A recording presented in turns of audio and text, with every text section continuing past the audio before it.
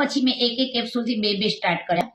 એનાથી મને એટલું રિઝલ્ટ કે અત્યારે મને ઘૂંટણ તો નથી દુખતા, પ્લસ મને ખબર નથી મારી આંખોના પડદા બહુ જ નબળા છે, કારણ કે મારો ભાઈ ઓફ થઈ ગયો, મમ્મી ઓફ થઈ ગઈ. મેં ઓલરેડી મેં 2 ઓપરેશન કરાયા, પાટણ કરાયું. જે નામચંદ ડોક્ટર છે તુષાર ભટ્ટ કરીને, જે અમદાવાદમાં છે, એમને મને અત્યારે એપ્રિલમાં એને મને કહી દીધું હવે તારે બેટા આની સાથે જીવવાનું છે, તારા 2 પડદા નબળા છે. એકમાં મેં મલ્ટીફોકસ લેન્સ, જે કહેવાય કે 55,000નો અમેરિકન લેન્સ છે, એ ફિટ કરાવ્યો.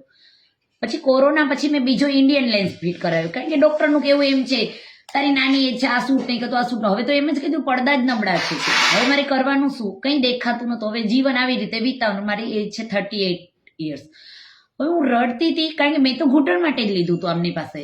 એમ કરતા કરતા મને આંખોની રોશની આવી ગઈ, મને ખબર નથી પડી. 600 બીમારીમાં કામ કરે છે. આ તો હું એકદમ મોબાઈલમાં કંઈક વાંચતી હતી, તો મને એમ થયું મને આટલું નાનું અક્ષર કેવી રીતે દેખાય છે.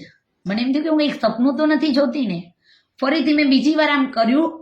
પહેલા મારે ઝૂમ કરીને જોવું પડતું હતું, ઉપરથી મેં નાનું કર્યું, ક્રોપ કર્યું, તો મને બધું દેખાવા લાગ્યું. ત્યારે એમ વિચાર કરું કે એક બોટલની અંદર મને આટલું રિઝલ્ટ. બીજું કે મારા સસરાની છે ને, અમે ફેબ્રુઆરીમાં 23 ફેબ્રુઆરી ઓપરેશન કરાવ્યું મણકાનું. એમની એજ બહુ હતી, એટલે અમે 5 લાખ ખર્ચી અને ઓપરેશન કરાવ્યું, કારણ કે પપ્પા પાસે પ્રોપર્ટી બહુ છે, અને પ્લસ કે મારા દેર છે બેંકમાં જોબ છે, એટલે અમે બેંક જ આપે છે બધું.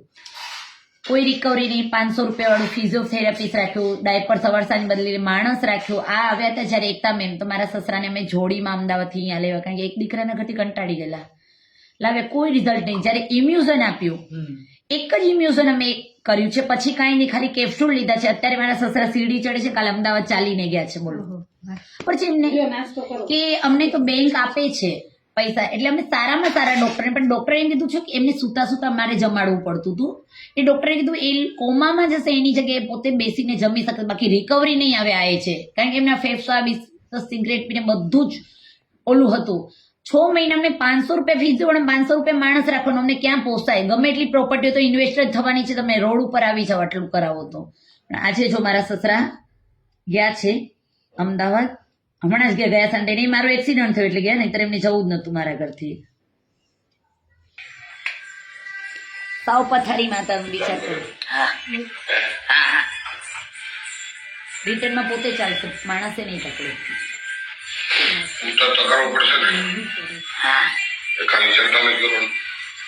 હવે ઉતરી જાવ તો